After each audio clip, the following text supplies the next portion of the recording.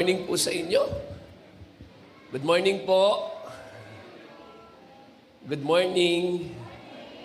Happy New Year. Yan. Ipagpaumin niyo po kung ako po ay minamalat dahil 2 araw na po akong inuubo.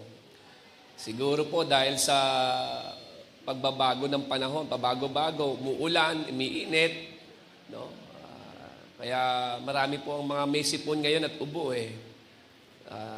Nakita ko nga nung nakaraan, bumili ako ng gamot sa Mercury. Abang, nasa pintuan pa lang yung mga pila, haba-haba. Malis na ako kasi biogesic lang naman bibiling ko. Ipila pa ako na sobrang haba. But anyway, salamat sa Panginoon dahil ano man ang ating kondisyon, ay nagagawa po rin natin makapaglingkod at makapagpasalamat sa Kanya. Ngayon po ay huling araw ng taong 2023. Okay, huling araw po, tinaon ng Diyos ng 2023. Ang huling araw nito ay linggo. At salamat dahil sa huling araw, si Lord ang una sa iyo. Amen? At dahil si Lord ang una sa iyo, naniniwala ako sa prinsipyo ng salita ng Diyos. Ang sino mang inuuna ang Panginoon ay hindi ihuhuli ng Diyos sa susunod na taon. Prinsipyo niya po yun eh. Amen po ba doon? Kung uunahin natin siyang hanapin, ang kanyang katwiran at ang kanyang kaharian, ay pangako ng Diyos, nakakatagpuin niyang lahat ng ating pangangailangan. Amen po ba doon? Maraming mga tao po ngayon ang excited na mag-journey na harapin ang 2024. Marahil, no? Marahil o nagbabaka sakali sila na ang darating na taon ay may magandang pagkakataon na dali nito sa kanila. Tama? Tama po ba doon? Siguro po, naging mahirap sa kanila ang taong ito at umaasa sila at nagbabaka sakali ang mga tao na sa susunod na taon, baka, yun po eh, yung tingin ng tao, baka may magandang mangyari. Ang iba naman ay pinaghaharian ng takot at pangamba sa pagpasok ng taon sapagkat hindi nila alam kung ano yung mga hamon at pagsubok na kanilang haharapin dito. Tama po ba doon? Alam naman po natin na hindi matatapos ang pagsubok at mga hamon sa buhay eh. Ang taon matatapos, pero yung mga hamon at pagsubok, magtutuloy-tuloy po yan. Kaya may mga tao nangangamba sila na ano naman kayang challenge yon, trials yon, or pagsubok nakakaharapin natin sa susunod na taon. Pero ano pa man ito, pagkakataon pa man o hamon man, ang meron sa bagong taon, ang importante po nito ay kasama natin ng Panginoon. Amen po ba doon? No? Amen po ba doon? Meron po akong nais ipakitang larawan po sa inyo. And I want you to imagine yourself, no, standing on a mountain peak with a view of the journey ahead. Yan. Para kasing nandito tayo sa ganyan eh. Na-imagine niyo po ba? Yung 2024, yun eh. Yung journey. Okay? Journey po ito eh. Imagine mo, naglalaro sa isipan mo, ano kaya ang meron sa taong ito na lalakbayin ko? Tama po ba doon? Andiyan po ba tayo? Ano kaya ang mga kakaharapin ko sa lakbayin ko sa bagong taon? Kaya may mga tao ang natatakot. Amin po ba doon? Pero napaka-importante po para sa atin na alam po natin ang ating gagawin sa pagpasok po ng taon. Tama po ba? No?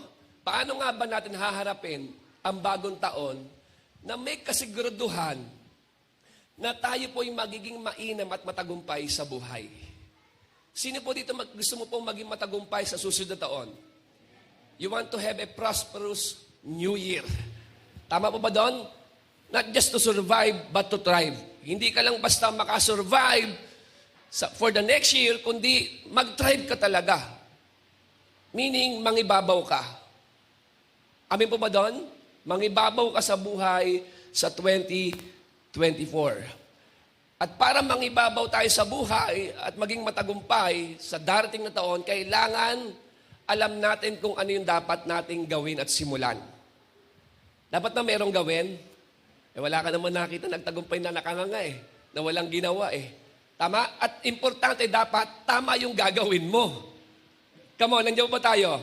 No? Kasi journey yan Journey yan. Di ka po pwede tanawin mo lang yung 2024, magja-journey ka At para matiyak natin ang katagumpayan, kailangan natin yung guiding principles ng Word.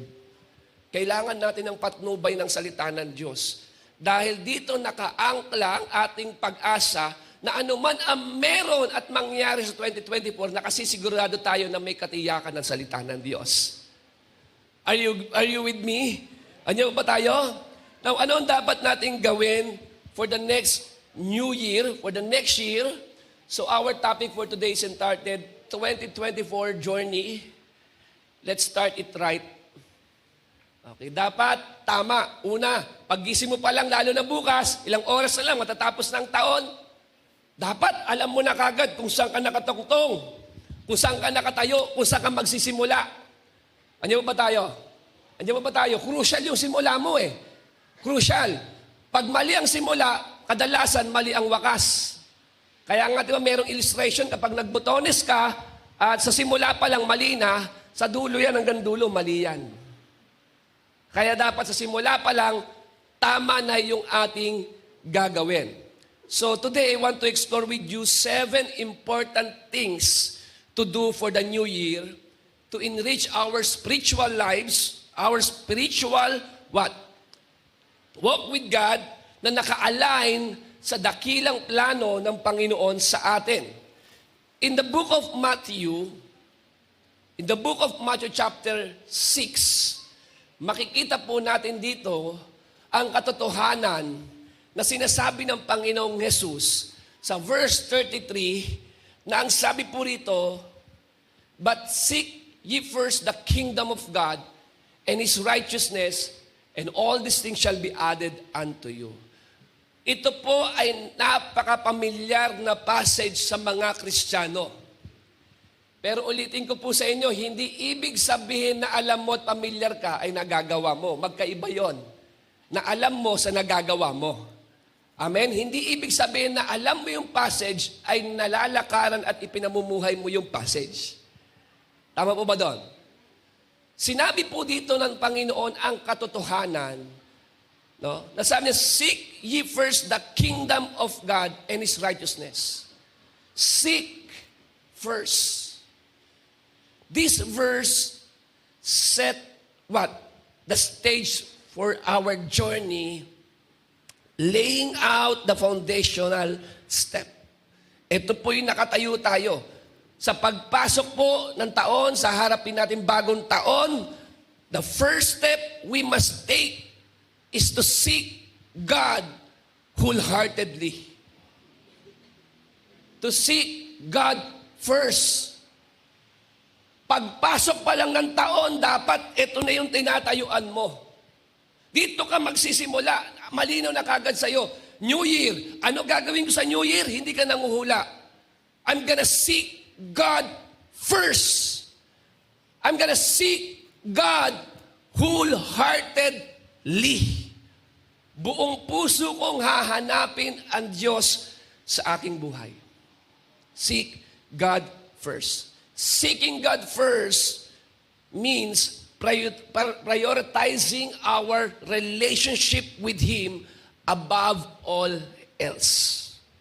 Pag sinabing seek God first or seeking God first, ibig sabihin po nito, ang priority natin sa next year ay hindi ang magkaroon ng trabaho o magkaroon ng negosyo, kundi ano po, ang priority natin sa next year ay ang ating personal na relasyon sa Diyos na maging malago at maging malalim pa ito. Andiyan pa ba tayo? Unahin si Lord. Maging sa ano pa mang bagay o sino pa man. Si Lord dapat po ang una. Sa paggising pa lang ng umaga, kapatid, nandun na kagad dapat ang puso natin. Pagpasok ng taon, nasa laman na ng puso mo, na nahanapin ang Panginoon at kilalanin siya. Kilalanin siya ng pinakamalalim na pagkakilala. To know Him more. Maintindihan mo ang kanyang salita, maunawaan mo ang kanyang prinsipyo, masunod mo ang kanyang kautusan. Nais ng Panginoon yun eh. Amen po ba doon? Now for the next year, ang una mo, si God. Siya po ang una nating hahanapin. Jeremiah 29 verse 13, sabi po dito, we are reminded that sabi ni God, you will seek me and find me when you seek me with all your heart. You will seek me and find me. Hindi pala mahirap hanapin ang Lord. Ang problem, hindi lang talaga natin siya hinahanap sa ating buhay. Sabi po kasi dyan you will seek me and find me when you seek me with all your heart. Kung buong puso mo raw hahanapin ng Panginoon sa iyong buhay, siya raw ay iyong matatagpuan. Malinaw po itong pangako ng Panginoon. And I do believe this passionate pursuit of God transforms us. Sa tuwing hinahanap natin ang Panginoon, sa tuwing nakikilala natin ang Panginoon, ang nangyayari po, na-align yung ating pong desires sa kanyang kalooban. Yes, na-align po ito. Andiyan ba tayo? No? At nagbubukas ito ng pintuan ng pagpapala at patnubay na galing sa Diyos. When we seek God, we find wisdom. Kapag hinahanap mo ang Panginoon, hinahanap mo ang karunungan. Ang wisdom na to ay hindi lamang para sa pagdidesisyon po natin, kundi para maunawaan natin ng malalim ang katotohanan na meron sa buhay. At kung ano ang layunin nito. Ulitin ko po ang karunungan na matatagpuan mo sa Panginoon at ibinibigay sa iyo ng Diyos ay hindi lamang makagawa ka ng tamang desisyon, kundi para maunawaan mo ng lubos kung ano ba ang tunay na kabuluhan ng buhay at maging ang layunin nito. Kasi kapag hindi mo naiintindihan ang disenyo ng Diyos sa buhay, kapatid, kung ano-anong pwede mong gawin sa susunod na taon, na wala namang kinalaman sa buhay mo, na hindi naman nakakapag-add ng value sa'yo. Pagdating sa buhay, it's not just about quantity. It's about quality. Pwede kasing marami kang mga bagay-bagay, pero hungkag naman ang iyong buhay. Naniniwala ka ba doon? Amen po ba doon? Marami kang mga material na bagay, pero ang buhay mo naman, hungkag, empty, meaningless. So, hindi ito patungkol sa quantity. Minsan inisip ng tao, accumulation Paano sila makaka-accumulate ng maraming bagay, pero hindi sila nakafocus sa quality ng kanilang buhay. Kaya kapag may dumating na problema, kapag yung material na bagay ay nawala, nagwawala rin. Kasi hindi nila alam kung ano ba talaga ang kabuluhan at kahulugan ng buhay. Kapag hindi mo naintindihan ito, kapatid, papasok ka sa maraming kaguluhan. Amen po ba doon?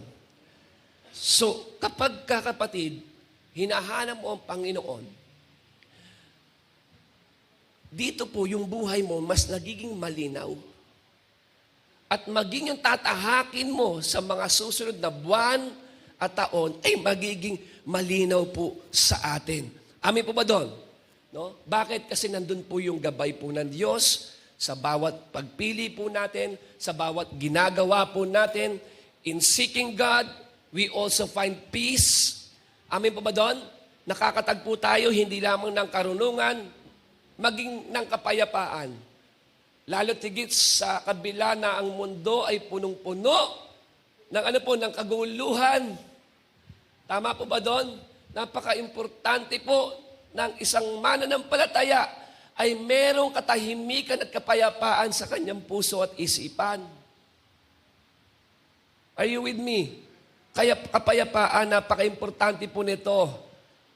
Yung bang kahit may mga matitibay or sabihin na natin na malalaking unos ang dumating sa buhay mo for the next year, eh hindi ka pa rin nayayanig sapagkat payapa ang puso mo. Dahil nakaangkla ito sa salita at pangako ng Diyos sa iyo. Anya po ba tayo doon? Anya po ba tayo? Kaya in Philippians chapter 4 verse 7 speaks of the peace of God which surpasses all understanding, guarding our hearts and minds through Christ Jesus. This peace is not the absence of trouble, but the presence of God in every situation we face. Ang kapayapaan na mula sa Panginoon ay mararanasan mo hindi dahil sa walang problema. Of course, siyempre, ang tao ganyan ang iniisip nila sa kapayapaan eh. Kapag walang problema, payapa. Hindi po ganon ang kapayapaan ng Panginoon. Higit pa ron ang ibinibigay sa ating peace ng Lord. Ang peace na ibinibigay sa atin ng Panginoon, yung bang kahit nasa gitna ka ng kaguluhan, anuman ang kinakaharap mong sitwasyon, may kapayapaan pa rin ang Diyos sa puso at isipan mo. Nagagawa mo pa rin matulog, magpahinga, na walang anumang kinakatakutan at kinababahala na mangyayari sa araw ng bukas. Andiyan po ba tayo? Amin po ba doon? Seeking God first prepares us for what lies ahead. Ini-equip niya po tayo sa spiritual. Pinapalakas niya po tayo sa anumang hamon sa buhay para ang bagong taon ay harapin natin na puno ng pag-asa at paniniwala na sasamahan po tayo ng Panginoon.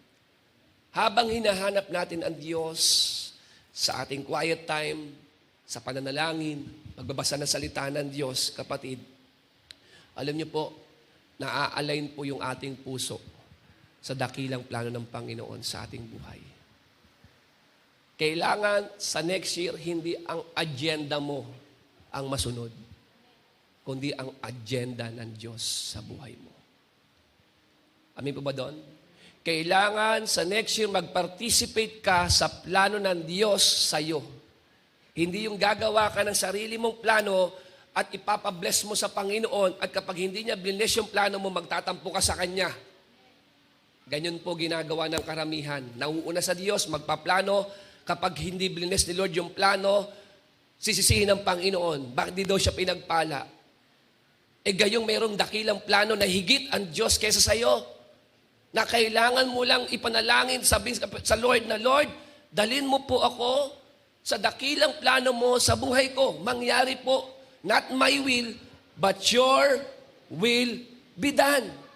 Yung plano, yung kagustuhan ng Diyos sa buhay mo ang mangyari.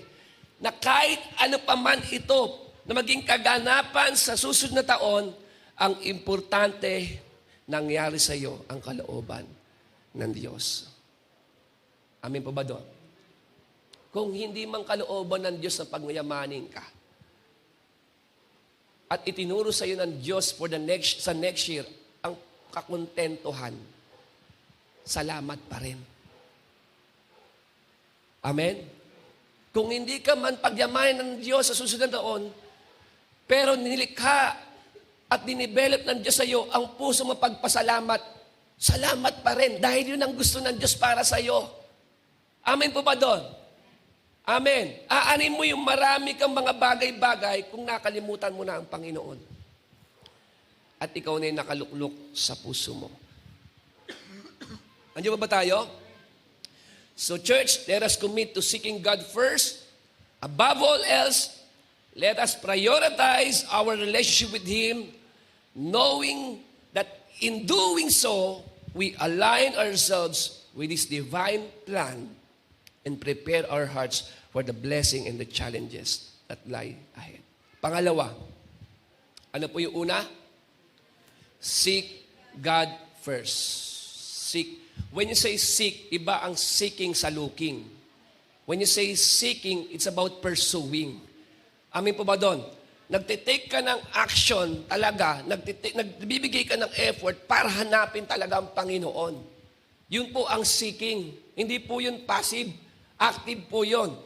Ang seek sa Greek ay zeteo, means desire or pursuing. Nasain mo ang Diyos. Kapag ninanasa mo isang bagay, hindi ka naman nananahimik eh. Kapag desire mo isang bagay, gumagawa ka ng hakbang. Desire mo yun eh. So kung talagang desire mo si Lord for the next year, sa New Year, gagawa ka ng mga hakbang at decision para hanapin at unahin ang Diyos sa buhay mo. Are you with me? Are you with me? Hindi ito mauuwi sa salita lang na, Lord, salamat at inuuna kita. Hindi ho. Nakikita po yan sa ating pong mga gawa at buhay. Pangalawa, ano po ang una po natin gagawin sa next year? Pagpasok pa lang, malinaw na kagad sa atin, seek God first. Una dapat ang Diyos. Nakatayo ko sa unang araw, Lord, umagang paggising ko pa lang, Panginoon, Ikaw na hahanapin ko, Ikaw yung gusto kong makilala, makausap at makasama. I want to know You more, Lord. I want to seek You with all my heart. Yun pa lang, pagpasok ng taon, malinaw. Seek God first. Hindi pwedeng mahuli si Lord. Walang katapat ang Panginoon, walang hihigit sa Kanya, dapat siya ang una. Kaya na sabi sa kanta, Jesus be the center of this church, Jesus be the center of my life. Talaga ba? Kasi masarap kantahin yun. Talagang pag ang puso mo, kinukonfirm ng spirit mo sa puso mo, nanak, salamat kasi sa taong ito talagang nakita ko, inuna mo ko. Pero yung tinutunuan mo, Jesus be the center of my life. Tapos merong tinig, woo! Di mo nga ako hinahanap sa bawat araw mo eh.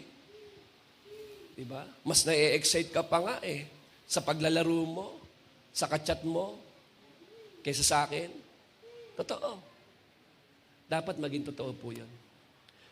Ako po, pakiusap ko po sa inyo. Sabi nga ni Pablo, I urge you, brothers and sisters. I plead with you. I plead with you. By the mercies of God, seek God first. Seek God first. Haharapin natin ang bagong taon, pakiusap, unahin po natin ang Diyos. Maging resolve sa atin ang relasyon natin sa Panginoon. Ang pinakamahalaga sa lahat. Mahalaga ang trabaho, mas mahalaga ang pamilya, pero pinakamahalaga ang relasyon mo sa Panginoon. Pag ginulo mo yan, magkakagulo rin ang buhay mo. Kaya makikita mo, may mga tao, trabaho ng trabaho na pabayaan ng pamilya. Kasi mas naging mahalaga ang trabaho kaysa sa pamilya. Mahalaga ba trabaho? Yes. Pero nagtatrabaho ka para sa pamilya. Amen? Don't lose your priority when God blesses you. Kung i-bless ka ng Panginoon, huwag mawawala yung priority mo. Pero meron ba mas mahalaga sa pamilya mo?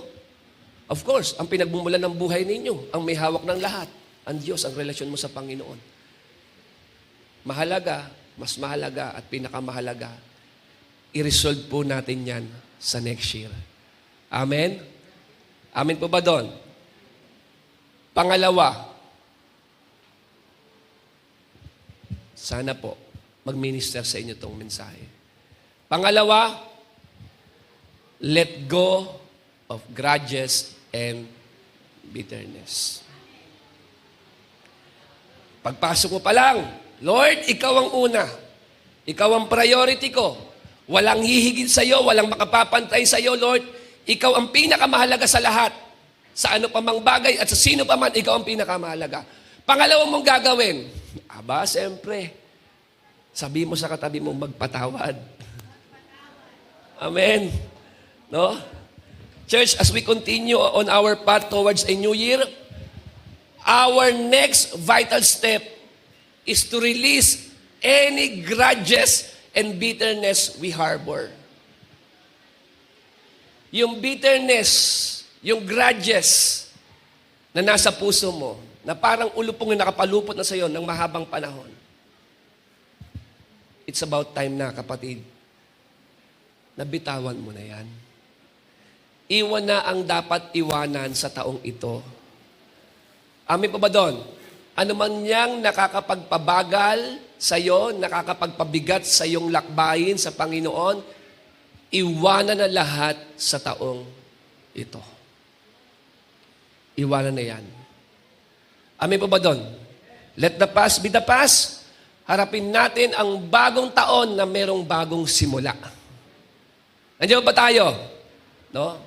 Sabi po sa Ephesians chapter 4 verse 31 to 32, let all bitterness and wrath and anger and clamor and slander be put away. Put away. Sa iba, get rid. Put away from you. Along with all malice. Bitterness, all, not some. Lahat. All bitterness, wrath, and anger. Put away from you. Bakit sinasabi sa Bible, ina-advisean tayo ng Bible, na alisin natin yung hinanakit at galit sa ating puso? Sapagkat hindi yan makakatulong sa atin sa pagpasok ng bagong taon. Yan ay kabigatan sa ating buhay. Imagine mo, papasok ka ng taon, yung sarili mo, nakaganyan, pagpasok mo pala ng taon, bigat na bigat ka. Kasi yung napakalaking bato sa likuran mo, yan yung mga sama ng loob mo, hinanakit mo, mga tampo mo, mga sugat mo. Amen. Biruin mo, pagpasok pa lang ng taon, ang bigat na kagad ng unang araw mo. Bakit? Punong-puno ng hinanakit. Punong-puno ng galit. Tingnan mo yung katabi mo.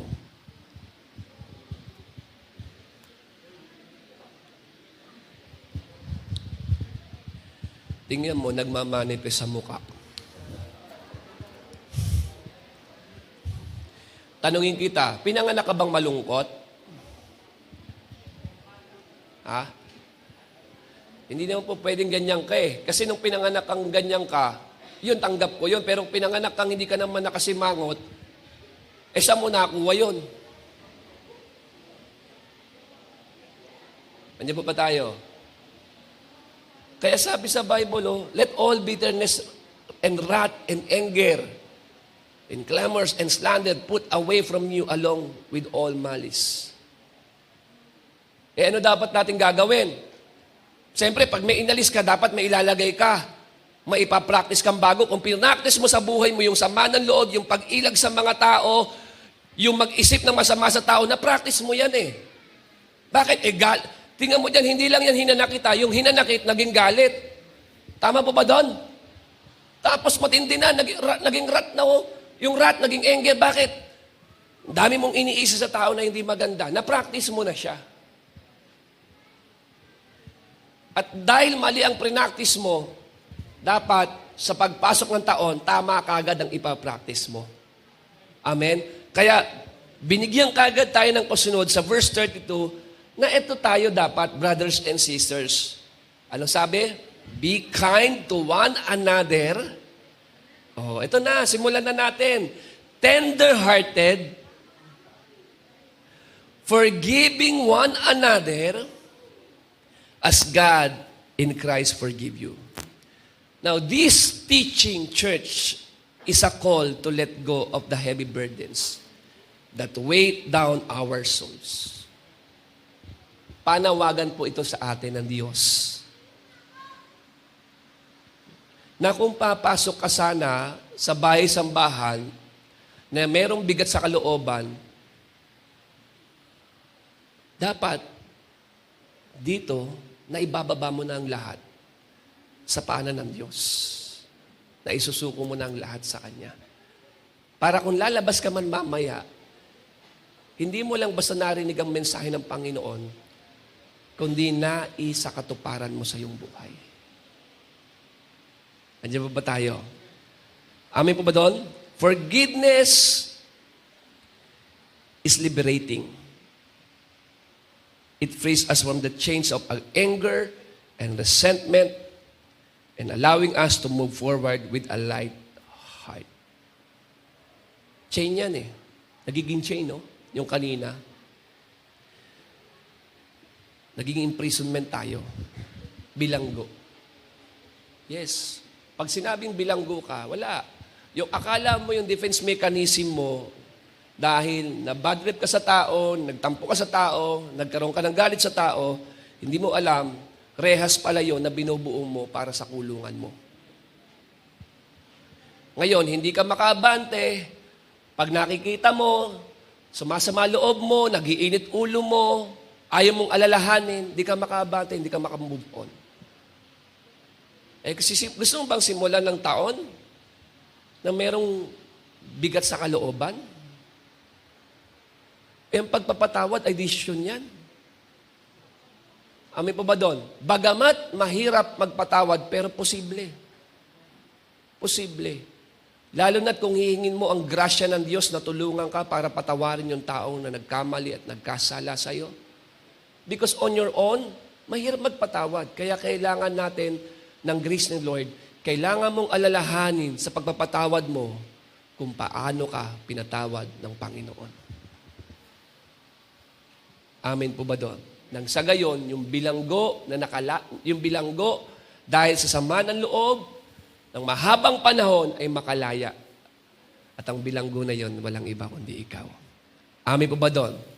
No? Sa halip na nakakapag-build ka ng right connection sa mga tao, healthy relationships, loving relationships, ang nangyayari kasi, lumalayo ka, nagde-detach ka, nag-isolate ka, and guess what? Wala na. Wala na. Malungkot ka na. Andiyan ba tayo? Andiyan ba tayo? Nakita niyo po yung ginawa pong forgiveness ni Joseph the Dreamer sa kanyang mga kapatid? Amin pa ba doon? Ano po nangyari? Doon sa forgiveness na yon, na-reunite uli ang kanyang pamilya, na-reconcile eh. Tingnan niyo po nagagawa ng forgiveness, oh. Nagkakaroon ng reconciliation. Na-reconcile si Joseph sa kanyang pamilya. Sa anong kadahilanan? Sa kanyang pagkapatawad. Kung gumanti si Joseph, malamang mamamatay sa gutom ang kanyang pamilya. Pero salamat, pinili ni Jose ang tamang desisyon. Yun ay patawarin ang kanyang mga kapatid sa pagkakasali nito sa kanya. Amen? Picture yun ng bawat isa sa atin na yung katabi mo, kapatid mo rin yan sa pananampalataya. Tama po ba doon? No? At nais din ng Panginoon, tulad ni Joseph, magkaroon din ng reuniting, ma-reunite, ma-reconcile yung relationship na nasira. Tama po ba doon? At maging malaya po ang ating puso. Kaya iwan na ang dapat iwanan sa taong ito. At wag nang dalin ang mga extra baggages na magpapabigat sa iyo sa susunod na taon, sa bagong taon. Hindi ko alam kung gaano kalalim ang sugat. Hindi ko alam kung anumang bigat, sakit, o kalungkutan ang meron sa puso mo. Pero ang Panginoon sa umagang ito, gusto niyang bigyan ka ng bago at tamang simula sa pagpasok ng taon. At ang sabi niya, una, unahin mo ko, hanapin mo ko. Pangalawa, gusto ko lahat ng bigat, sama ng loob, hinanakit sa puso mo, bitawan mo na yung mga basura na yan, yung mga baggages na yan. 2023, no? Ilibing mo na dito yan. Huwag mo nang dalhin yan for the next year. Amen? Tingnan mo yung katabi mo. Nag-iisip-isip na. Iniisip niya na yung taong nakasakit sa kanya. Kanya, Pastor, parang mahirap.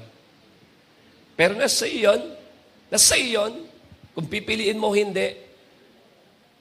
Pero sabi ng Panginoon, kung pipiliin mo, magiging magaang ang puso mo sa pagpasok ng bagong taon. Kung hindi mo man piliin, di bibit-bitin mo siya sa bagong taon. So life is a choice. Kapag tama ang pinili, tama ang magiging resulta. Kapag mali ang pinili, mali rin ang magiging resulta. Pangatlo, ano po ang una? Seek God first. Pagpasok ng taon, unahin ng Diyos. Wala dapat makapantay at makahigit sa Kanya. Ang relasyon mo sa Kanya ang pinakamahalaga. Pangalawa, iwanan na ang dapat iwanan sa taong ito, ang mga extra baggages na nagpapabigat sa atin, sa takbuhin natin, sa lakbayin natin. Sa next year, iwanan na ang lahat ng sama ng loob, hinanakit at galit. Kailangan matutunan nating magpatawad. I-release na ang lahat ng mga bagay sa Panginoon at hayaan mong kapayapaan ng Diyos ang manahan sa puso mo. Pangatlo, be obedient to God's will. Okay? Be obedient to God's will. Makipag-partner ka sa kalooban ng Diyos sa buhay mo. Maging masunurin po tayo sa Kanyang kalooban. John chapter 14 verse 15. Jesus said, "If you love me, obey my commandments." So sa statement na to, hina-highlight ng Panginoon ang kahalagahan ng pagsunod bilang expression ng ating pag-ibig sa Kanya.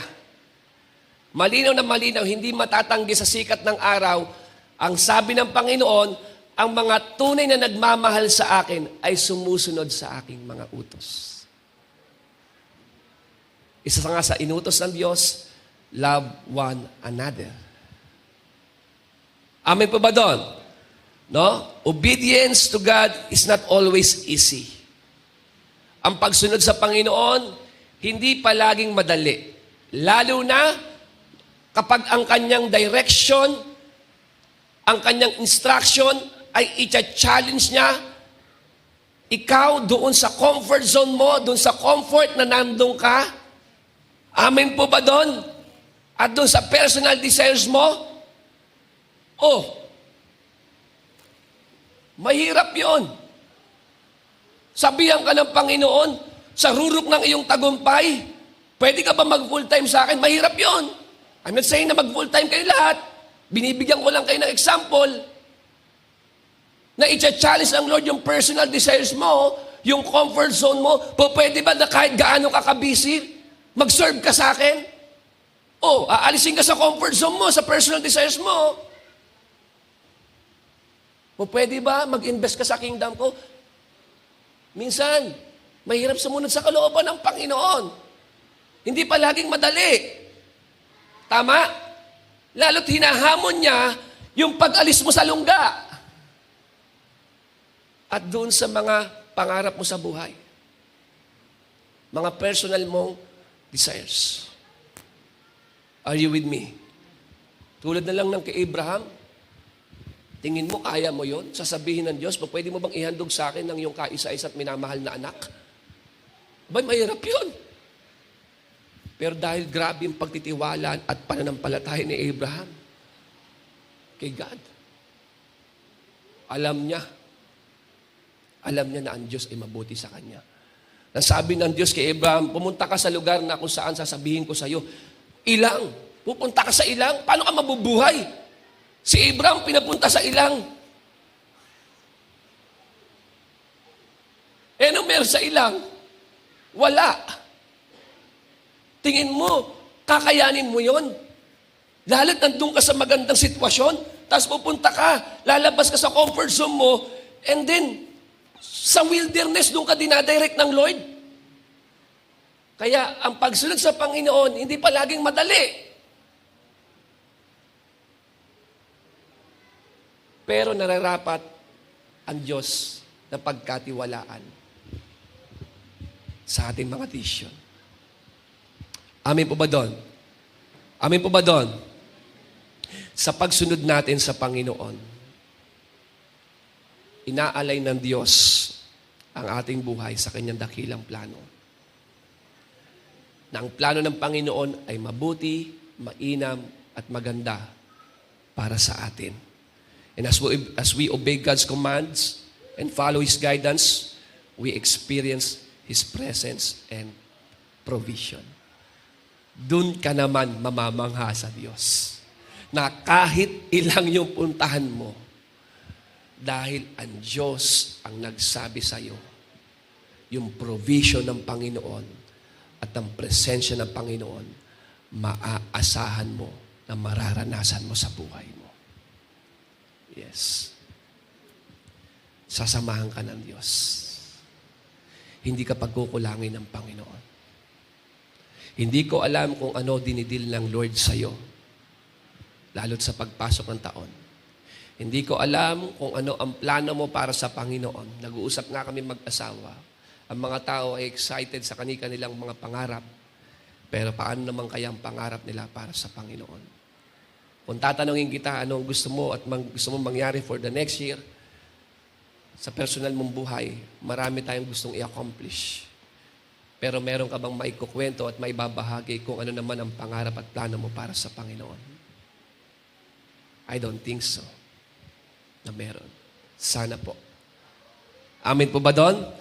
Sa pagsunod po natin sa Panginoon, nahuhubog po yung ating karakter. Amen po ba doon? No? Yung ating pagmamahal, nahamon, at ating pagsunod, nakikita natin kung ano yung magandang bagay na inihanda ng Diyos para po sa atin. 1 Samuel chapter 15 verse 22.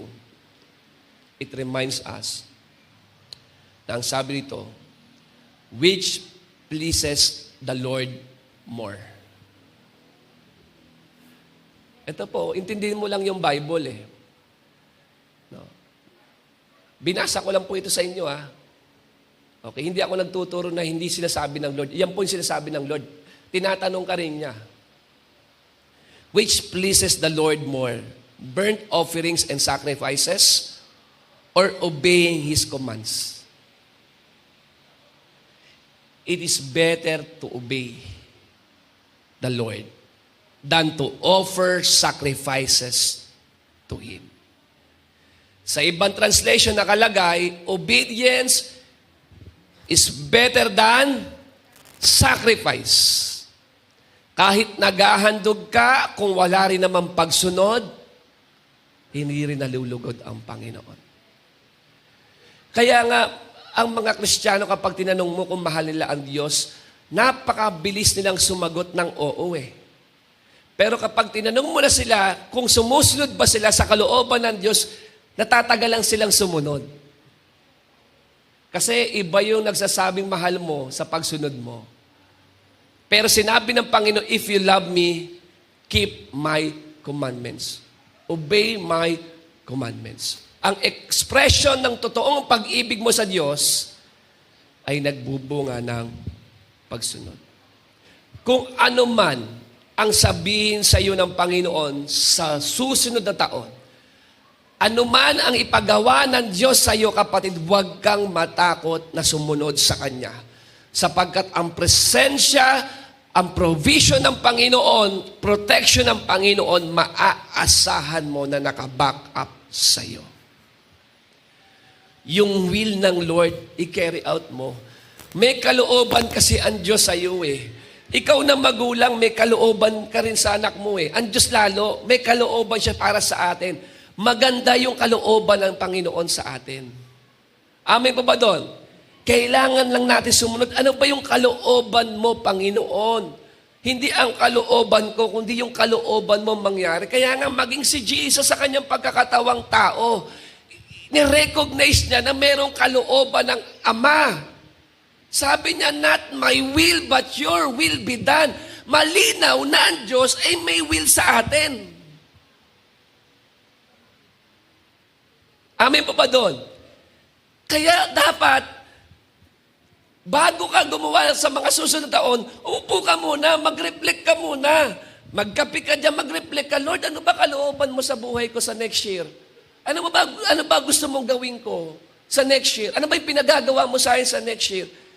Hindi ang kalooban ko, Panginoon, kundi yung kalooban mo po ang mangyari. Parang pinupurso mo sa next year, ano man ang dumating, makasisigurado ka, nakasama mo ang Panginoon sa kalooban na ginagawa mo sa Kanya. Amen po ba doon? Amen? Amen. Ano po yung una? Seek God first. Pagpasok ng taon, hanapin ng Panginoon, maging pangunay sa buhay mo, ang relasyon mo sa Kanyang pinakamahalaga. Buong puso mo siya, nakikilalanin, hahanapin, at gustong maranasan. Pangalawa, let go of any grudges and bitterness. Bitawan ang dapat bitawan. Huwag magpasan ng anumang bigat sa pagpasok ng taon. Mahirap na naglalakbay ka na sobrang bigat ng iyong dinadala. Pangatlo, obeying God's will. Hanapin ang kalooban ng Panginoon, gawin ang kalooban ng Diyos, i-execute ang kalooban ng Diyos, mangyari sa iyo ang dakilang plano ng Panginoon. At ang provision at ang presence niya ay isa sa iyo. Pangako ng Diyos yun. Amen po ba doon? No? Kahit pinapunta ng Diyos si Abraham sa ilang, abay nakita mo naman kung paano siya pinagyaman ng Diyos. Amen? Kahit sinubok ng Diyos si Abraham sa kanyang anak na si Isaac, nakita mo naman kung paano pinagpala si Abraham at naging ama ng lahat ng bansa. Oh, merong grabing blessing sa obedience. Tama? Obedience brings blessings. Amen. Pang-apat, walk by faith and not by sight. 2 Corinthians chapter 5 verse 7, it says, for our life is a matter of faith, not of sight. For our life is a matter of faith and not what? Of sight. Sa iba nakalagay, we walk by faith and not by sight. Tanungin kita, dalawin ko lang ang pananampalataya mo. Kailan mo huling prinactice ang faith mo? If the righteous live or walk by faith. No? At ang sabi diyan, for our life is a matter of faith. Kung naiintindihan mo yung faith, ay napakahalaga sa ating buhay. Ang tanong, kailan mo na i-practice ang iyong pananampalataya? Kailan yung huli mong nasabi na nanampalataya ka sa Panginoon? Kailan?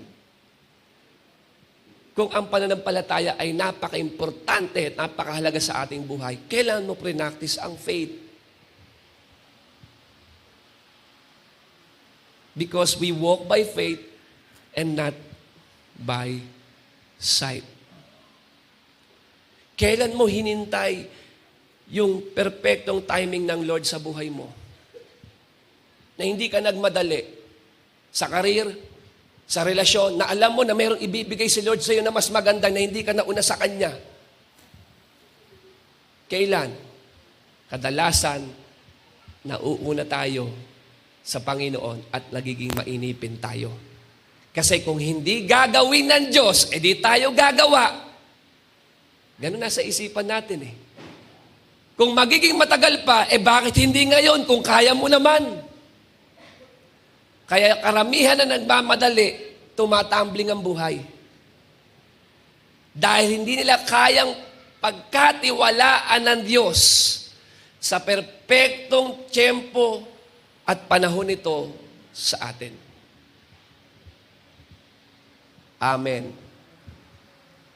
Kailan ka nanampalataya? Huli mong practice yung faith mo. The righteous walk by faith and not by sight. No? Kailan mo huling pinanghawakan ang pangako ng Diyos at sinabi mo, Lord, hindi ko binitawan ang salita mo. Niyakap ko to, pinaglaban ko to, hinawakan ko to. Ano yung pwede mong sabihin sa mga oras na to, na alam mo sa sarili mo na pinanghawakan mo yung pangako na yon? Sa tagal mong mananampalataya, anong pangakong pinanghahawakan mo na pinaglalaban mo, pinagkakatiwalaan mo ang Panginoon? Pinagkakatiwalaan mo ba talaga si Lord ang source ng lahat-lahat for next year? Sana ang dahilan kung bakit nandito ka sa umagang ito, Kasi alam mo, Lord, kung meron man magsusustain sa akin sa mga pangangailangan ko next year, hindi ang trabaho at negosyo ko. Ikaw. Kaya ako nandito. Ikaw ang pinagmumulan ng lahat. Kahit wala pa akong trabaho, pero Lord, hihintayin ko yung tamang trabahong ibibigay mo sa akin. Kahit wala pa akong relasyon, hindi ako makikipag-fling at papasok sa kung anong relasyon lang na hindi mo naman sinasabing pasukin ko. Pagkakatiwalaan kita sa buhay ko. Yung trabaho na papasukin ko, Lord, I need a word. Sana, kung mga Kristiyano, ganyan ang galawan. Ako. Tuwan-tuwa ang Lord. Why? Because without faith, it is impossible to please God. Without faith, it is impossible to please God. Para ma-attract ang Lord sa tao, kailangan ng pananampalataya. Because without faith, it is impossible. It cannot. It is impossible to please the Lord without faith. Kaya sabi niya, sino mang lalapit sa Panginoon ay dapat may pananampalataya. May pananampalataya ka sa karir, sa relasyon, pero tingin mo, sino ba talaga nasunod? Nakuha po natin to? Yung faith, not by sight. Next year, naniniwala ka ba na gusto kang i-bless ng Lord? Amen? Kaninang maga, nadaan ako sa palengke, sarado yung kalsada sa sobrang dami ng mga tao. Alam niyo po kung ano yung mga tinda, yung coin na gold na tsokolate? Saka yung dahon ng trigo ba yun? Parang dahon ng trigo? Ewan ko, ang benta. Talagang dinadala nila sa paswertihan lang yung bagong taon. Sa isip-isip ko, kung ako merong bibilin sa palengke, alam mo kung ano? Bagong pitaka. Bakit? Kasi naniniwala ko kayang punuin nyo ng Diyos sa next year. Hindi ko, pag hinahin mo yung wala na eh. Amen po ba doon? No? Sabi ko, Lord, ikaw naman ang lahat-lahat eh. So, faith. We live by faith and not by sight. You know that story ni Peter? Na humakbang sa labas ng bangka at lumakad sa ibabaw ng tubig.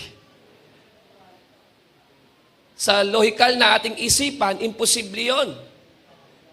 Pero si Pedro ay lumalakad sa kanyang pananampalataya at naranasan niya yung bagay na imposible. Na yung bagay na imposible na mangyari ay nangyari at naging posible dahil sa pananampalataya. Amen po ba doon? Hindi ko alam kung gaano kabagsak at kahirap ang buhay mo ngayon.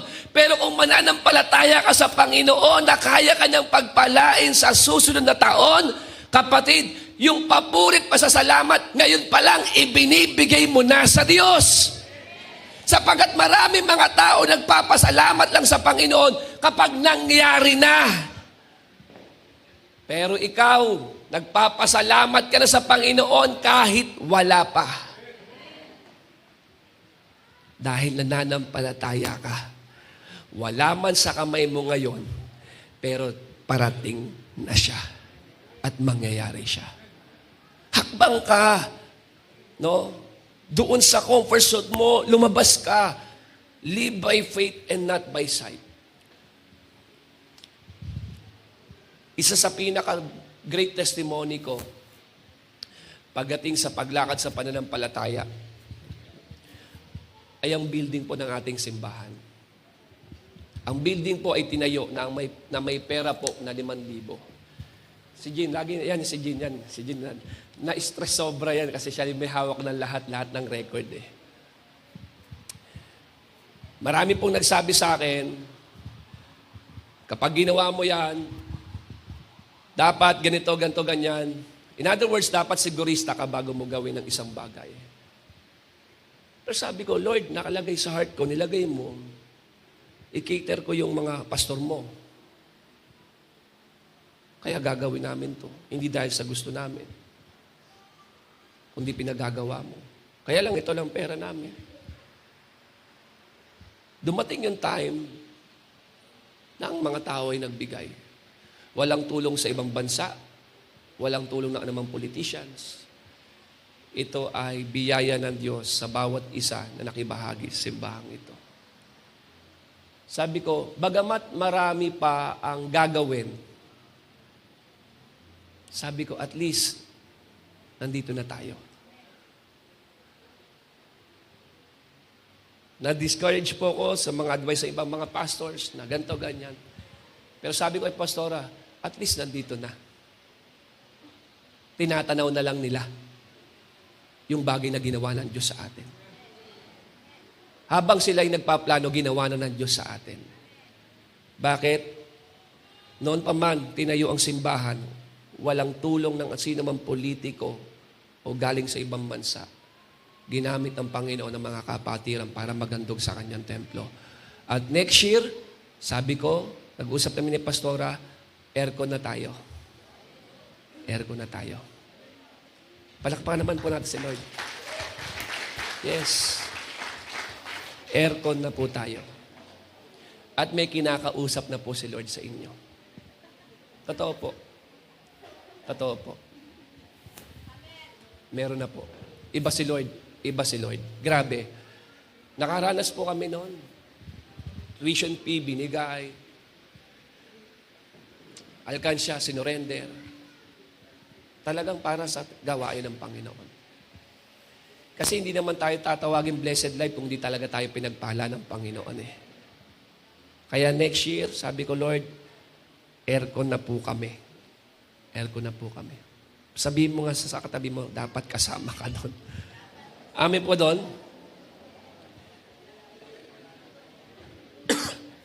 Kaya, kapatid, huwag kang bibitaw. Huwag kang aayaw kasi hindi pa tapos ang Diyos sa'yo. Amen? God is not done with you yet. Marami pa siyang gustong gawin sa buhay mo sa susunod na taon. At hindi mo yung makikita kung hihinto ka. Kaya ang pananampalataya, nagagawa ng pananampalataya sa atin, yung mag-persevere, yung mag-endure. Na kahit ang bigat-bigat na ng buhay mo, hindi ka pa rin humihinto at nagpapatuloy. Bakit? Umaasa ka. Isang touch lang ng Diyos diyan, babaliktad ang lahat. Amen? Gaano mang kalalim, gaano mang kahirap, kung kayang buhayin ng Diyos ang taong namatay. Tulad ni Lazaro. Naniniwala ka ba, yung kamatayan ay pinakamabigat na problema kaysa sa kawalan ng pera? Oh, mahirap nga yung wala kang pera, pero mas mahirap yung patay na. Imagine mo kung kayang abutin ni Jesus ang pinakamalalim na pangangailangan ng tao. Paano mo sasabihin na mahirap sa Diyos na pagpalain ka? Eh kung ang patay niya kaya niyang buhayin. Paano mo sasabihin sa Panginoon na hindi kanya kayang pagalingin kung ang patay niya kaya niyang buhayin? Kaya huwag kang huminto na magtiwala at magpuri sa Panginoon sapagkat hindi pa tapos ang Diyos sa iyo. Amen? Let's walk. Sabi diyan, walk by faith and not by sight. Yes.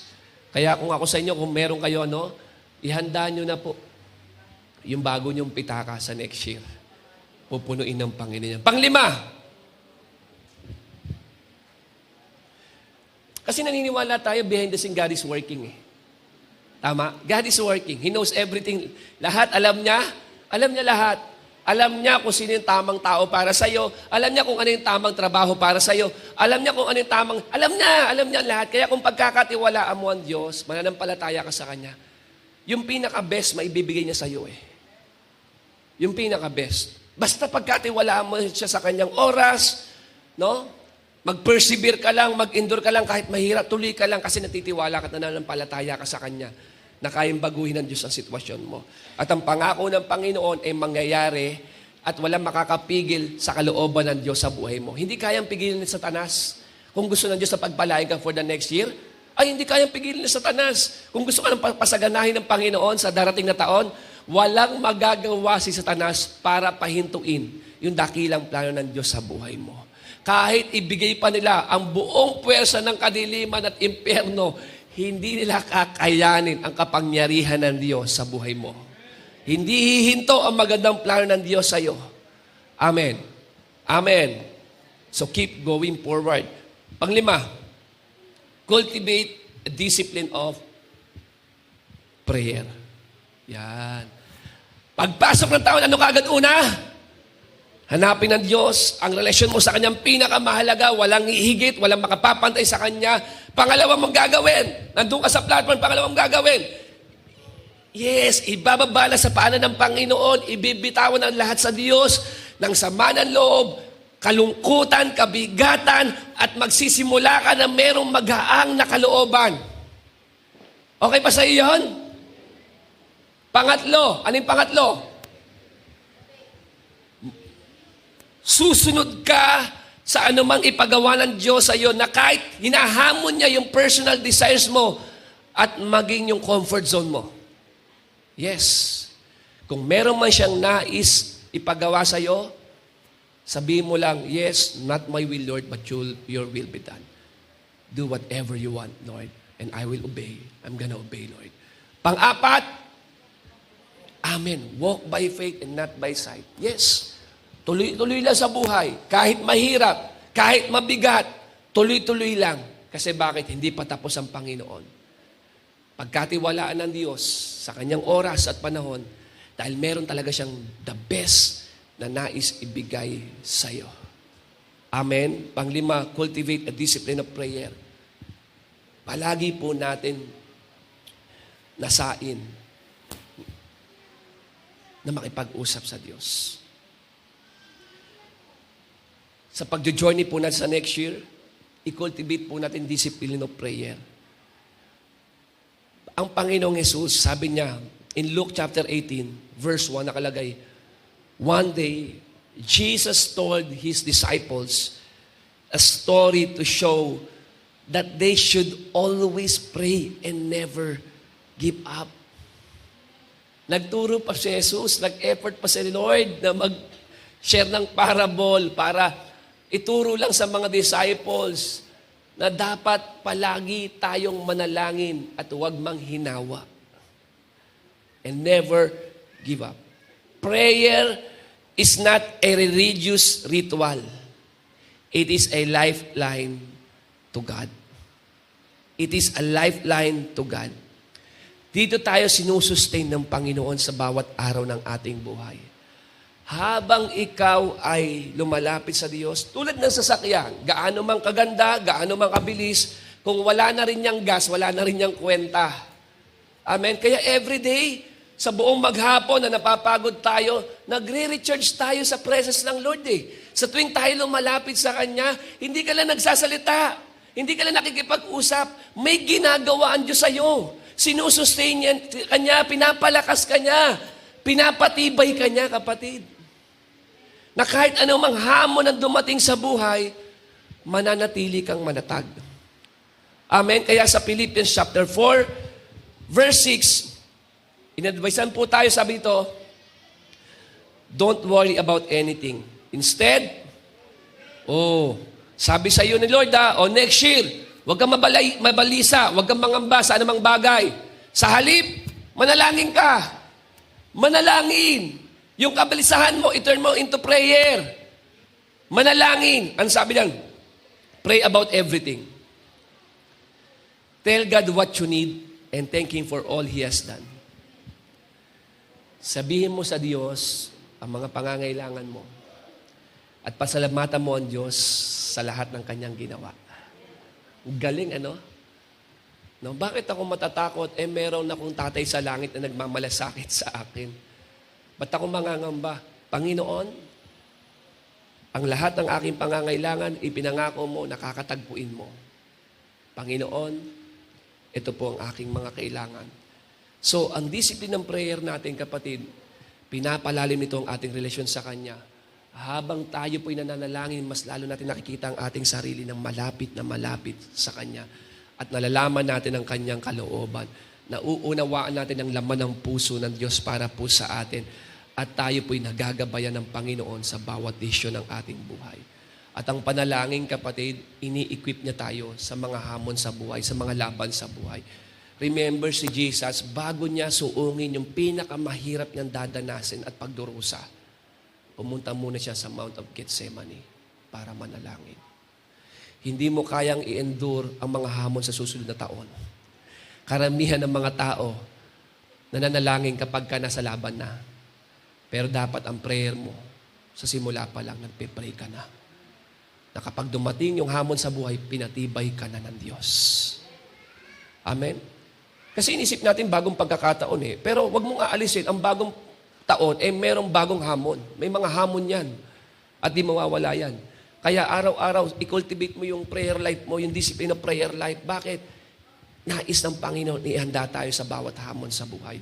Lumalim ang ating relasyon sa Kanya, maunawaan natin ang Kanyang kalooban, malaman natin ang laman ng Kanyang puso, magabayan tayo ng Panginoon sa ating mga desisyon sa buhay kung bakit po tayo nananalangin. Sino po dito sa inyo mahal na mahal mo ang pananalangin? Yung walang halong pagsisinungaling. Sino po dito mahal na mahal mo yung pananalangin? Yung totoo sa iyong puso, yung alam na alam mo. Sino dito mahal na mahal mo yung pananalangin? Minana, di ba? Salamat Lord sa conviction. Prayer.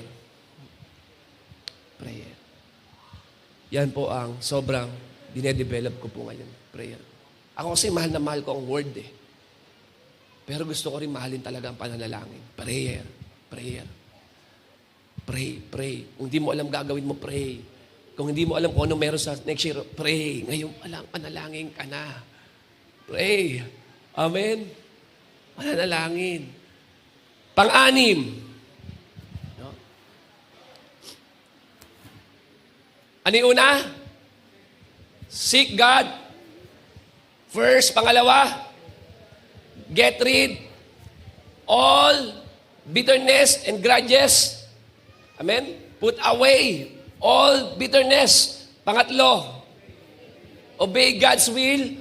Pang-apat, walk by faith, not by sight. Pang-lima, cultivate a prayer life.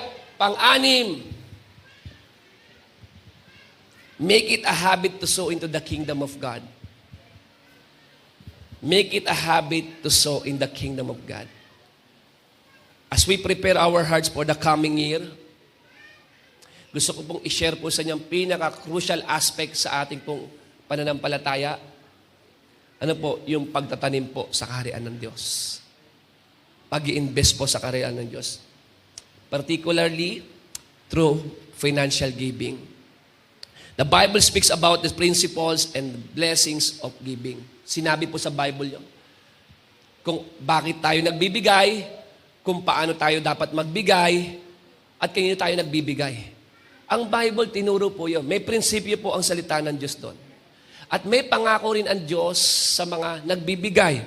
Kaya napaka-importante po na ito po ay maunawaan natin. Sapagkat ang pananampalataya at ang pagbibigay, naka-intertwines po yan eh. Amin po ba doon? Magkasama po yan eh. Talagang magkadikit po yan. Yung pananampalataya mo at yung financial well-being mo, magkasama po yan. Sa kingdom po ng Diyos, no, umiiral po at nag-ooperate po ang sowing and reaping. Nakalagay po yan sa New Testament, sa 2 Corinthians chapter 9. Nakalagay po.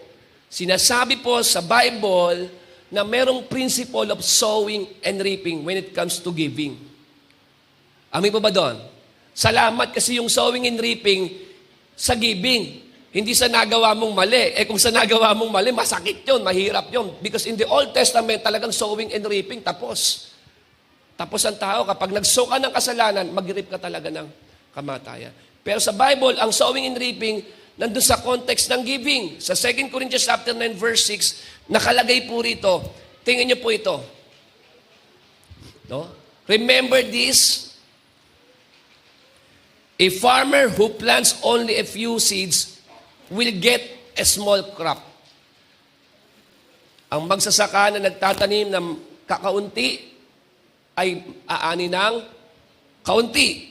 But the one who plants generously will get a generous crop. Ang sino man nagtatanim ng marami ay aani ng marami. Sino po dito gustong umani ng marami? Sino po dito gustong magtanim ng marami? Ba't wala pong makasagot? Ulitin ko binasa ko lang po sa inyo yung Bible. Okay? Hindi iniimbento ng pastor to. Ang sabi diyan, ang nagtatanim ng kaunti ay aani ng kaunti. Sino dito gusto mo ng kaunting ani? Wala. Pero sinabi rin diyan, ang nagtatanim ng marami ay aani ng marami. Kaya ang tanong ko, sino dito gusto mo umani ka ng marami sa next year?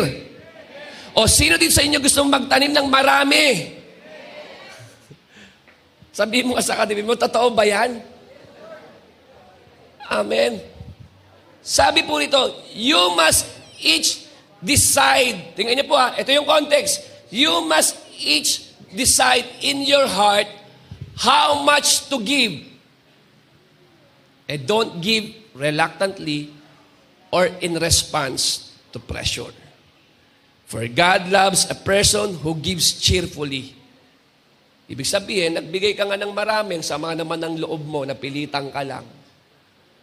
Sabi ni Lord, God loves a cheerful giver. Huwag ka daw magbigay ng reluctant, no? Yung unwillingly, yung hindi bukal sa kalooban mo. Kung magbibigay ka ng malaki at hindi bukal sa kalooban mo, para sa Panginoon, wag na lang. Because God loves a cheerful giver. Kahit ikaw ayaw mong bigyan, gusto mo bang tumanggap sa isang tao ng regalo na masama sa kanyang kalooban? Mabigat sa kanyang kalooban? Kahit ikaw ayaw mo yun Kaya sabi ng Panginoon, bawat isa na po ay mag-decide. Sabi, you must each decide in your heart how much to give. And don't give reluctantly or in response to pressure.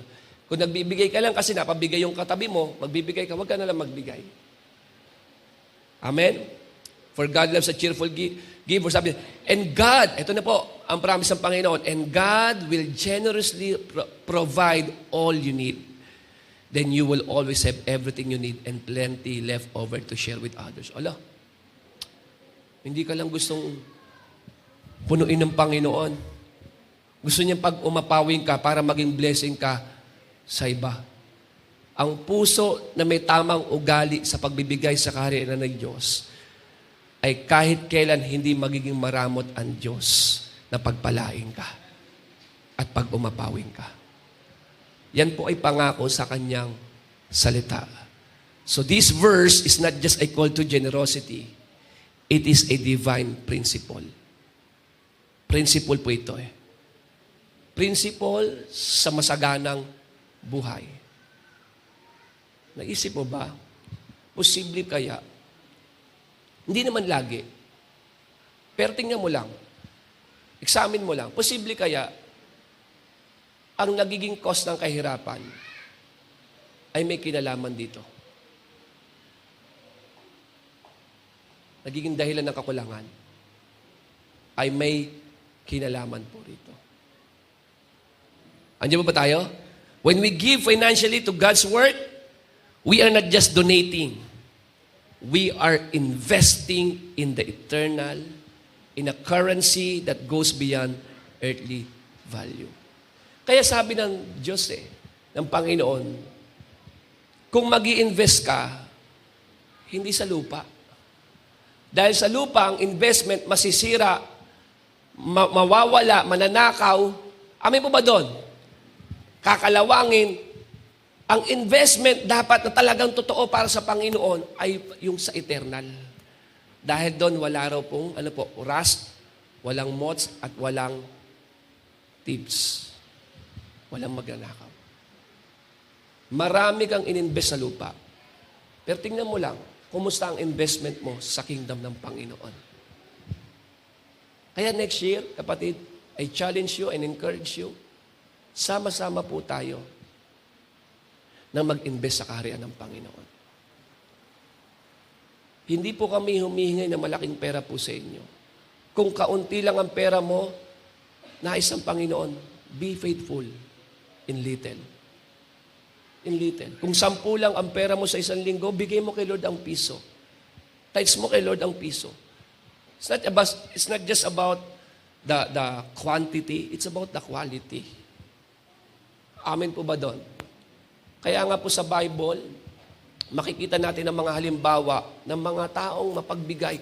Sa Macedonian Church in 2 Corinthians chapter 2, 2 Corinthians chapter 8, nakalagay po doon, verse 1 to 3. Pakibasa nga po, nandiyan po ba? Sabi po rito, Amen. And now, brothers and sisters, we want you to know about the grace that God has given the Macedonian churches. In the midst of a very severe trial. Sino po dito nakakaranas ng very severe trial? Okay? Sila po nararanasan nila yung matinding paghihirap. Okay? Matinding pagsubok. Dumanas ng matinding pagsubok. Mabigat na pagsubok. Their overflowing joy and their extreme poverty welled up in rich generosity. Ay, grabe to. Yung overflowing joy, paano nangyari doon sa extreme poverty, merong overflowing joy? Parang hindi yata tama yung ganong hindi yata natural yun Kaya nga, ang simula, ang introduction, ganito ang nagagawa ng grace ng Lord sa Macedonian Church. Ganito nagagawa ng biyaya ng Diyos sa mga mananampalataya. Na kahit naghihirap, kahit dumadanas na matinding pagsubok, nagagawa pa rin nilang magbigay para sa Panginoon. That God has given the Macedonian churches. Tingnan niyo po ito. Drop down. Drop down po. Their overflowing joy and their extreme poverty welled up in rich generosity. Inisip mo, paano lumabas yung generosity doon sa severe trial at extreme poverty? Ganito yan. Kung ano man ang meron po kami, gusto po namin ibigay para sa Panginoon. Gusto po namin. Ibig sabihin, pinagkakatiwalaan nila ang Diyos na aabot sa kanilang mga pangangailangan. Bakit po binigay itong halimbawa na to? Dahil marami pong mga Kristiyano, ginagawa nilang kadahilanan ang kahirapan para hindi makapagbigay. Bakit ako magbibigay? Hirap na nga ako. Mas matinding paghihirap. Mabigat na problema. Pero dahil sa kagalakan na meron sa kanilang puso, sa ginawa ng Diyos sa kanila, nagagawa pa rin nila maging tapat at maging mapagbigay para sa gawain ng Panginoon. Bakit? Sapagkat kung meron man nagmamalasakit sa atin, walang iba kundi ang ating Panginoon. In Hebrews chapter 13 verse 5, kapatid, hindi pera, God owns us, not money. Don't be obsessed with money, but live content with what you have. For you always have God's presence. Wow. For has not He promised you, I will never leave you, never. And I will not loosen my grip on your life. Ang ganda. Hindi kita bibitawan. Ako bahala sa iyo. Ito po'y pangako ng Panginoon sa atin. Maging habit po natin na magbigay po sa Panginoon. Amin po ba doon? May story ng widow's mite, yung babaeng balo, sa Mark chapter 12, na kinumend ng Panginoon yung kanyang pagbibigay. Pag tingnan mo, napakaliit lang ibinigay. Sa tao, sa atin, maliit. Pero para sa kanya, yun ang kabuuan ng kanyang buhay. Yun na ang laman ng kanyang kinabukasan. Yung babaeng balo, binigay niya ang lahat-lahat na natitirang kusing, ibinigay niya sa templo, sa gawain ng Panginoon. Na hindi niya na inisip kung ano pa meron sa araw ng bukas. Basta alam niya, Lord, kung nagtapat ka sa akin ngayon, magtatapat ka pa rin sa araw ng bukas. Ano po ba tayo? No?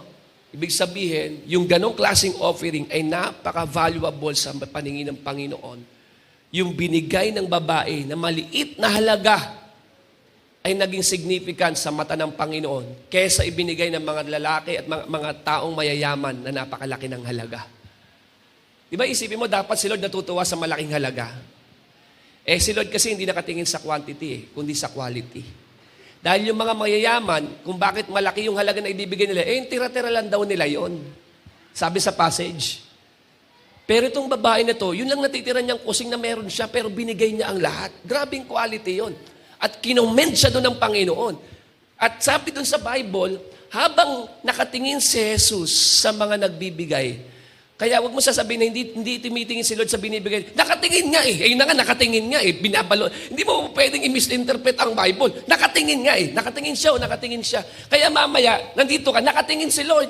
Kung masaya ka ba, o nakatingin eh. Nakatingin ang Lord. Oh. Tapos kinumen niya yung babae. Sabi niya sa mga disciples, nakita mo yon? O yung mga mayayaman, ang laki ng binibigay, pero wala, ano lang nila yon? Tira-tira lang nila. Etong babaeng ito, nakita mo. Balo. Pag sinabing balo, yung balo, umaasa lang sila sa lalaki para mag-survive. Ganun lang po sa kanila, sa kultura po nila. Binigay niya, hindi niya na inisip yung araw ng bukas. Tapos sabi ng Panginoon, alam mo, mas mahirap pumasok sa kaharian ng Diyos ang taong mayaman. Mas madali pa makapasok ang kamelyo sa butas ng karayom kaysa sa kaharian. Ang taong mayaman sa kaharian. Bakit kaya gano'n? Kasi pag ang tao, kadamihan, pag naobses sa pera, ang pera nagiging Diyos. Pastor, ang konti nga lang eh. Pero yung willingness mo na ibigay kahit kaunti. Pero naging tapat ka dyan sa kaunti na yon. Naalala niyo yung istorya? Kung paano nagpakain si Jesus ang megit 5,000 katao. Saan nagsimula yung pagkain?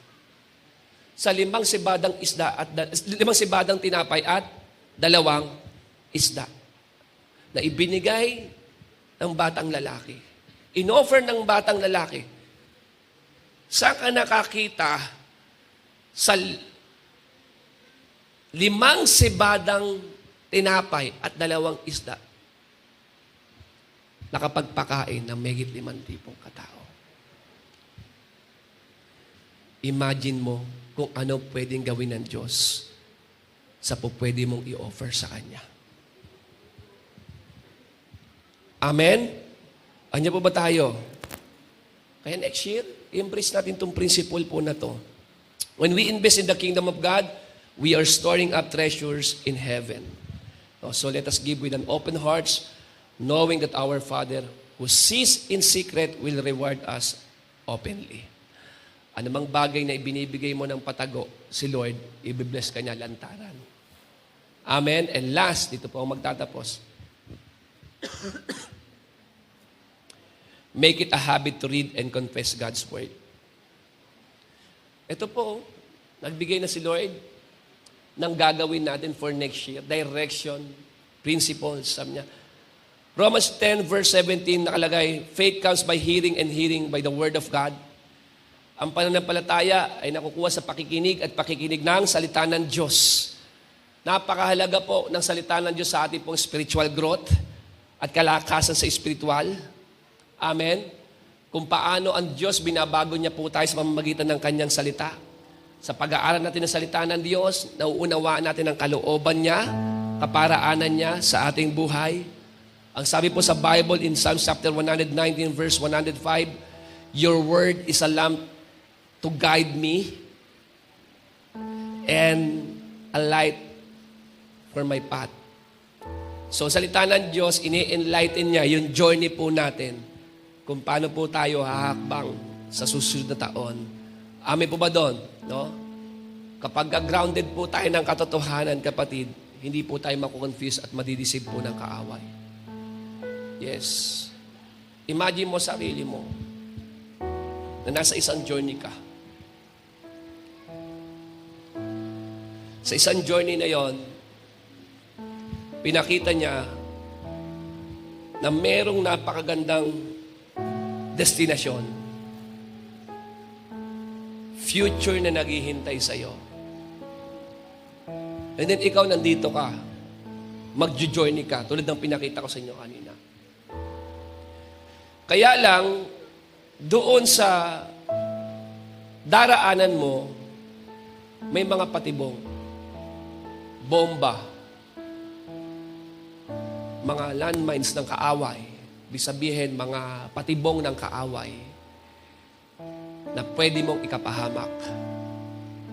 Imagine mo merong napakagandang inihandang future sa'yo, napakaliwanag na kinabukasan, destiny na napakaganda, eto ka, magjo-journey ka, and then, dinis ka sa'yo, nung taong nagplano ng magandang future sa'yo, nang sabi niya, sa daraanan mo may mga patibong, may mga trapang kaaway, na pwede ka mapahamak, masaktan, masugatan. Imagine mo yun Pero dahil mabuti yung tao na may concern sa iyo na makarating ka dun sa magandang destinasyon. Ang sabi niya, maraming patibong sa daraanan mo pero bibigyan kita ng mapa. Diyan sa mapa na yan, nakalagay dyan yung mga patibong ng kaaway para hindi ka ma-harm o masaktan. Diyan mo makikita yung daraanan mo para maging maayos ang pagpunta mo at pagtungo mo doon sa magandang destinasyon na naghihintay sa iyo. Kung ikaw yung tao na maglalakbay at binigyan ka ng mapa at napakaseryoso ng iyong daraanan na pwede ka mapahamak, at marami ka na nakita ang mga tao na bigo, napahamak, nasaktan, nagpakamatay, na disgrasya dahil sa patibong ng kaaway. At ngayon, ikaw na yung maglalakbay. Binigyan ka ng mapa. Nakalagay doon lahat ng lugar kung saan nandun yung trap ng kaaway. Kung paano mo iiwasan, kung paano ka didepensa o opensa, nandun na lahat sa mapa. Tanungin kita, kung napakaseryoso ng journey mo at binigyan ka ng mapa, anong gagawin mo sa mapa? Lulukutin at itatapon? Sino dito lulukutin at itatapon mo at sasabihin mo, kaya ko yan, kaya ko yan, kaya ko yan. Bang! Bang! Binigyan ka ng mapa. Ano gagawin mo? Araw-araw magjo-journey ka. Bubuksan mo ba yon once a year? Sino dito bubuksan mo yung mapa once a year? Once in a lifetime lang. Pagtingin mo, okay na.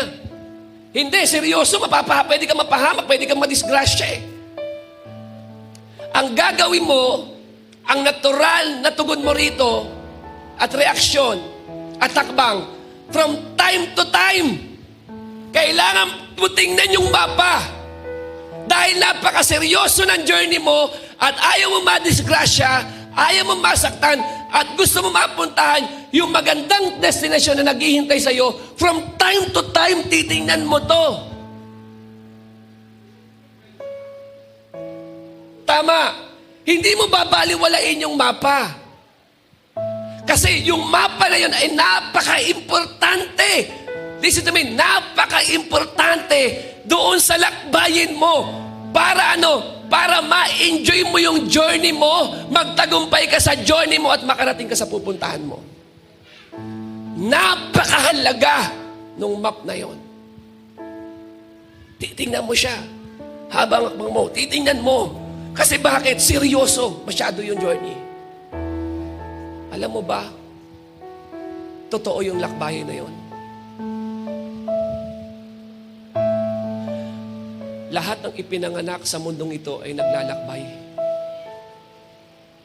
Whether you like it or not.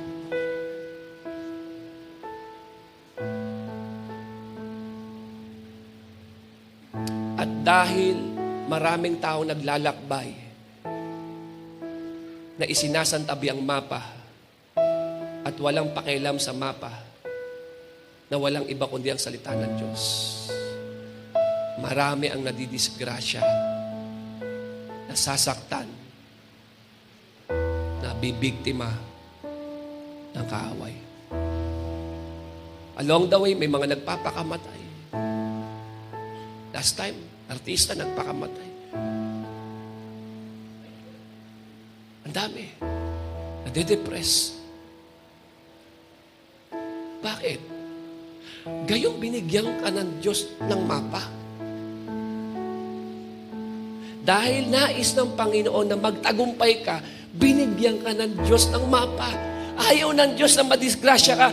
Binigyan ka ng Diyos ng mapa. Ang tanong, ano ginagawa ng salita ng Diyos ng mapa sa buhay mo? Kung hindi mo man lang binabasa, binubuksan para makita. Kaya makikita mo, kahit mananampalataya na didisgrasya. Walang pakialam sa mapa, walang pakialam sa salita ng Diyos. Napapahamak. Next year, hindi mo alam kung ano meron ang nag-hold sa future, sa next year, sa new year. Pero salamat na lang, may mapa tayo.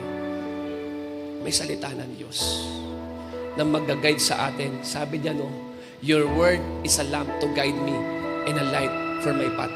Sa mundo na napakadilim, na hindi mo makita ang iyong daraan kung saan inilagay na kaaway ang patibong sa mga tao, sa pagkakataon, sa mga sitwasyon. Pag hindi mo nakita yan, kapatid, madidisgrasya ka. Kailangan mo ng ilaw sa lakbayin mo. At ang sinabi ng Bible, ang kanyang salita ay liwanag sa iyong lakarin at gabay sa iyong pupuntahan. Amin po ba doon? Gabay. Salita ng Diyos. Salita ng Diyos. Nandito ka, nakikinig ka ng salita ng Diyos, pero hindi ko alam kung paano mo to tinatanggap. Kung gagawa ka ng sarili mong lifestyle sa next year, kahit nag-church ako, pero dapat ako pa rin masunod. Napakarami naman yung pinagpagawa. Hindi, ako pa rin masusunod. Okay na yun. Ako na bahala. Kaya ko to. I can manage myself.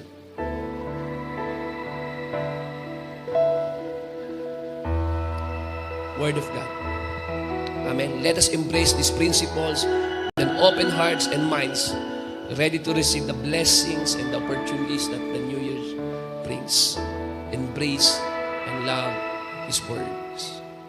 Amen po ba doon? Maging habit po natin ang pagbabasa ng salita ng Diyos. Later, sabi namin ni Pastora, kailangan mayroong guiding principle ang church kung ano yung pwede natin basahin sa next year ng sama-sama. Hindi ko po alam kung sino po sa inyo ang makikisa at sasabay, pero mamaya po, isasend namin yon sa page ng Blessed Life. Mag-start tayo ng January, bukas, na may salita ng Diyos. Madilim ang mundo, pero salamat, may liwanag at tanglaw tayo na ibinigay ng Panginoon. Walang iba kundi ang salita ng Diyos para hindi tayo mapahamak. Pwede ba tayong lahat ay tumayo? Kapatid, ilang oras na lang, bagong taon na. Paano mo haharapin? Paano mo sisimulan? Paano ka maglalakbay sa darating na taon? Sa taong 2024. Ngayong araw na to, hinayaan ng Diyos na ang huling araw ay linggo para makatanggap ka ng kanyang mensahe. It's up to you kung ang guiding principles na to, kung mga susi na to na ibinigay ng Panginoon ay i-apply mo o i-disregard mo. It's up to you. Pero itong 7 susi for you to have a prosperous new year, ngayon pa lang, nauna na ang Panginoon sa iyo. Sinabi niya na sa iyo ito bago pa pumasok ang taon. First, seek God first. Second, put away all bitterness. Get rid all grudges. Amen. Forgive one another. Pangatlo, obey God's will. Pang-apat, live by faith and not by sight. Pang-anim, ano po yung pang-anim po natin? Pang-lima, cultivate a discipline of prayer. Pang-anim, make it a habit to sow into the kingdom of God. At pang-pito, kapatid, make it a habit to read and confess God's word. Declare mo yung word of God sa buhay mo. The word of God is alive and powerful. Hallelujah, Lord. Manalangin po tayo. Let us pray to our gracious and loving God, loving Father, Heavenly Father, Almighty God, the Creator of heaven and earth, Lord. We come before you with a heart full of thanksgiving and praise, Lord. We know that you are the Alpha and Omega, the first and the last, the beginning and the end, the one who was, who is, and who is to come, Lord. Lord, you are worthy of all honor, all glory and praise, Lord. Salamat po. Thank you, Father, for your unfailing love, your mercy. Thank you for the gift of life and for the gift of family. Salamat po, Panginoon, sa message mo. Nawa, dakilang Diyos, magministeryo po ito sa aming puso. We are grateful for your guidance, your protection, and the countless ways you provide for us. Lord, salamat po sa hindi mabilang na pagpapalang na receive po namin sa iyo, Panginoon. Ikaw ang aming kalakasan. You are our shield, our strength, our ever-present help in times of our needs, Lord. Lord, thank you for your grace. Thank you, Lord God. Thank you for your mercy. And we ask for your forgiveness, Lord God. Patawarin niyo po kami kung kami po'y nagkulang, nagkamali sa iyong harapan. We ask you, Lord, to purify our hearts and guide us in the path of righteousness. In the mighty name of Jesus, we declare victory over every challenge and obstacle in our path. We rebuke all forms of attacks from the enemy. We bind every spirit of fear, every spirit of doubt, every spirit of confusion, and we claim peace, faith, and clarity in our lives. Lord, I pray for healing physically, emotionally, and spiritually. Heal our bodies, Lord. Heal our minds and restore our spirits, Lord. Bless us, O Lord, with wealth, prosperity, and joy. Let your favor be upon us and let your grace sustain us, Lord. We pray for your healing touch upon every life. Heals us from every sickness and disease, mending what is broken and restoring strength to our bodies. Grant us wisdom, the wisdom to discern your voice and the courage to follow your guidance, your instructions, your lead. Fill us afresh with your Holy Spirit, surrounding us with your power and your presence. Let your love overflow in our hearts, that we may be a blessing to others. May your will be done in our lives as it is in heaven. For yours is the kingdom, the power, and the glory forever and ever and ever. Thank you, Lord, for hearing our and answering our prayers. This is our prayer, Lord, in the name of Jesus. In the name of Jesus, we love you and we honor you. We worship you in Jesus' mighty name. Amen. Hallelujah. Come on, let's worship the Lord.